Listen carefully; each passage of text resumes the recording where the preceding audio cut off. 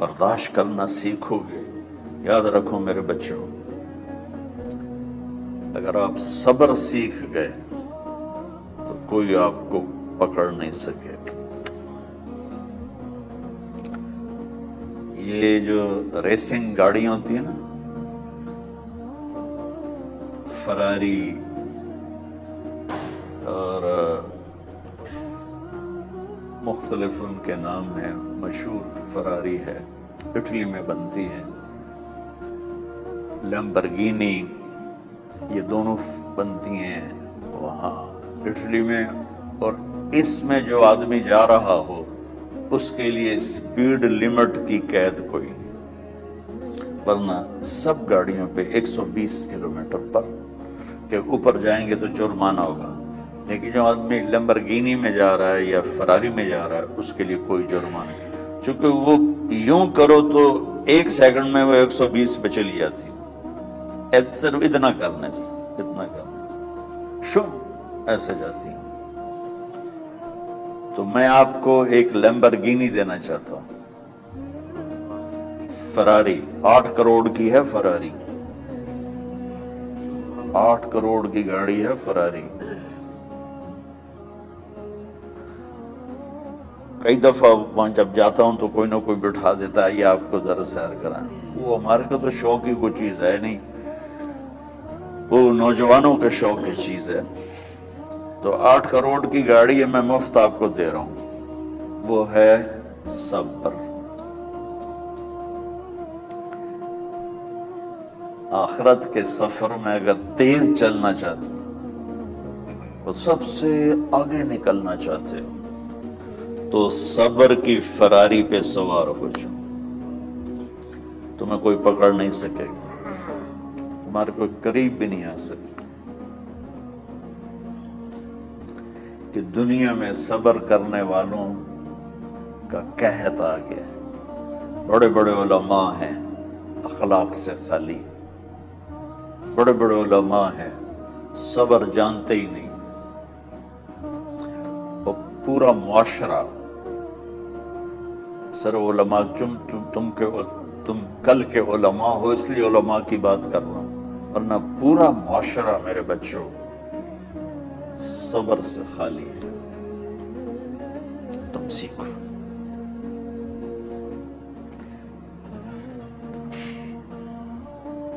دیکھو میری ایک بات سن، علم کی کمی ہو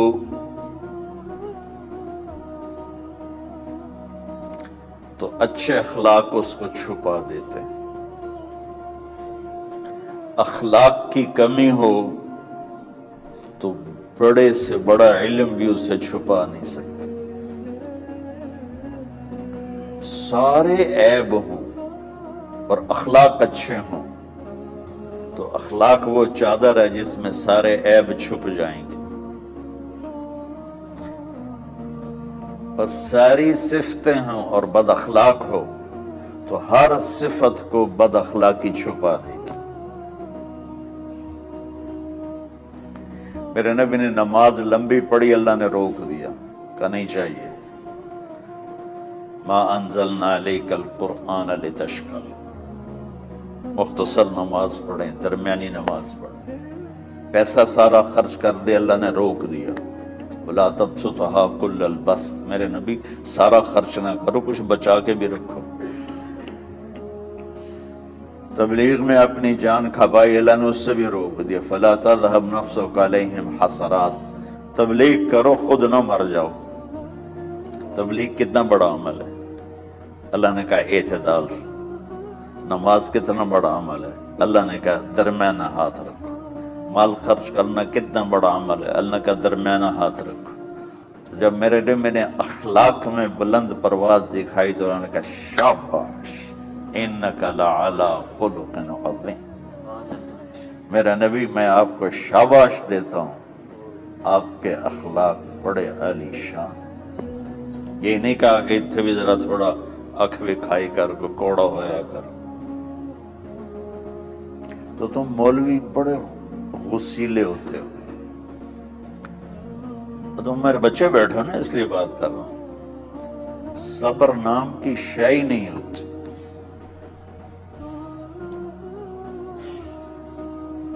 فقہ پڑھنا تو ہماری مت ماری جاتی. قرآن کو بھی فقہ کے انداز میں پڑھتے ہیں، حدیث کو بھی فقہ کے انداز میں پڑھتے ہیں. بخاری سے زیادہ امام بخاری پڑھاتے ہیں. ترجمۃ الباب پہ اتنا وقت لگا دیتے ہیں کہ حدیث جو اصل چیز ہے اس کی طرف توجہ نہیں جاتی. امام بخاری کی کتاب کا مقدمہ کوئی نہیں، تو اس پر جب بخاری شروع ہوتی ہے تو ہفتہ اس پہ سبق چلتا ہے کہ امام بخاری نے مقدمہ کیوں نہیں لکھا. جی میں سارے مل کے آئے امام صاحب نے تو گلاں کی جائے. میں اس کا اتنا آسان 1 منٹ میں اس سارے سبق کو ختم کر دیتا ہوں بخاری شریف کے، کہ دیکھو بھائی امام صاحب کا دل نہیں کیا مقدمہ لکھنے کو، اس لیے انہوں نے نہیں لکھا. گلموں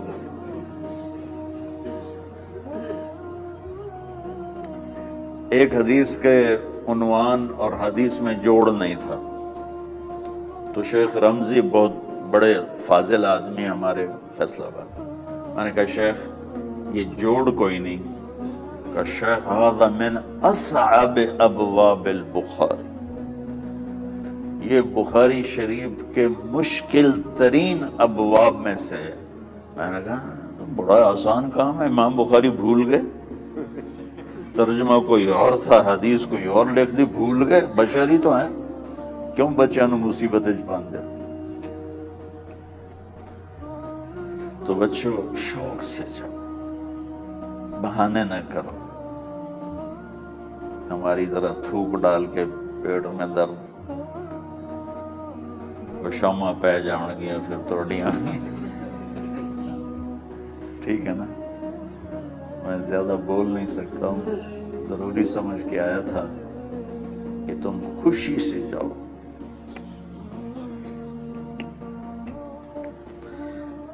پھر اس میں جو ناگواری آئے گی اسے برداشت کرو گے تو پھر آپ کا صبر بڑھے گا. تمہیں صرف میری شہرت نظر آتی ہے، اس میں جتنا مجھے صبر کرنا پڑا ہے وہ تمہارے سامنے نہیں ہے. جتنی کڑوی گولیاں میں نے کھائی ہیں لوگوں سے وہ تو تمہیں نہیں پتا. اب تمہیں اتنا نظر آتا ہے کہ واہ واہ ہو رہی ہے آگے پیچھے لوگ. میرے اللہ کا کرم ہے، میری کیا اوقات. آج ہوں کل مر جاؤں گا، اولاد کو بھی یاد نہیں رہے گا کہ طارق جمیل کون تھا. جو ہے اس میرے رب کا کرم ہے. مجھے اپنی شہرت سے کبھی دھوکہ نہیں لگا. تو میرے بچوں اس لیے بتا رہا ہوں، کوئی فخر نہیں، کہ مجھے اپنی شہرت سے کوئی دھوکہ نہیں، ایک لمحے کے لیے بھی مجھے دھوکہ نہیں. میرے دل کی گہرائیوں یہ بات اتری کہ سب میرے اللہ کا فضل ہے، اور برائی کرنے والا اور اچھائی کرنے والا میری نظر میں برابر ہو گیا ہے. برابر ہونے کا مطلب پہلے سمجھو. تو مجھے گالی دو گے مجھے تکلیف ہوگی، تو میری تعریف کرو گے مجھے خوشی ہوگی. اس کو برابری نہیں کہتے، وہ تو ایک طبعی چیز ہے. یہ میں نے ہاتھ پہ اپنا ہی ہاتھ مارا تو اس کو درد ہو رہا تھا.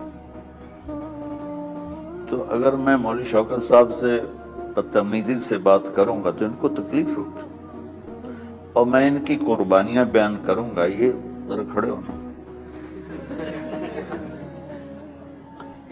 ادھر ہاتھ دو. یہ اس سارے نقشے کے بانی ہیں. یہ پہلی اینٹ ہے. یہ 3000 روپے اس وقت لے رہے تھے 1985 میں 86 میں کراچی.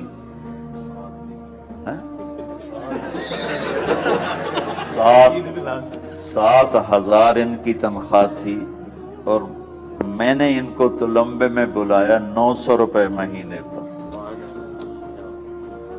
کتنا فرق ہے 7,000 اور 900 کا.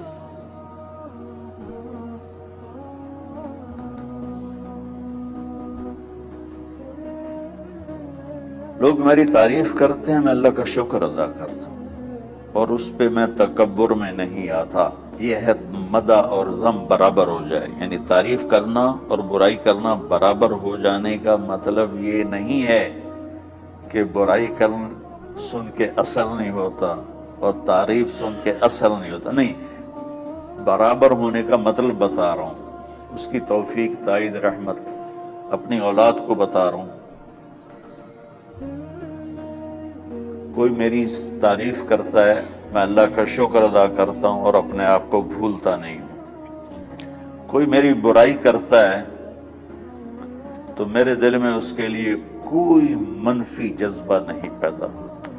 یہ ہے اچھائی برائی کو برابر کر دینا. کہ میرے اوپر مختلف الزام لگتے ہیں تو میں ان کو پی جاتا ہوں اور اس طرح کا معاملہ کرنے والوں سے اپنے دل کو بالکل صاف رکھتا ہوں، بالکل صاف. اور میرا ان سے معاملہ اسی طرح ہوتا ہے جیسے پھر آؤ جی. اپنی وجہ سے کبھی کسی سے قطع تعلق نہیں کرتا. تو بچوں، صبر بہت بڑی دولت. یہ تمہاری تبلیغی زندگی میں بھی کام آئے گی، علمی زندگی میں بھی کام آئے گا. جب تم گھر والے بنو گے، شادیاں ہوں گی، اس وقت یہ کام آئے گا. ٹھیک ہے؟ اب بہانہ تو نہیں کرو گے نا، خوشی سے جاؤ گے نا. چلو، السلام علیکم.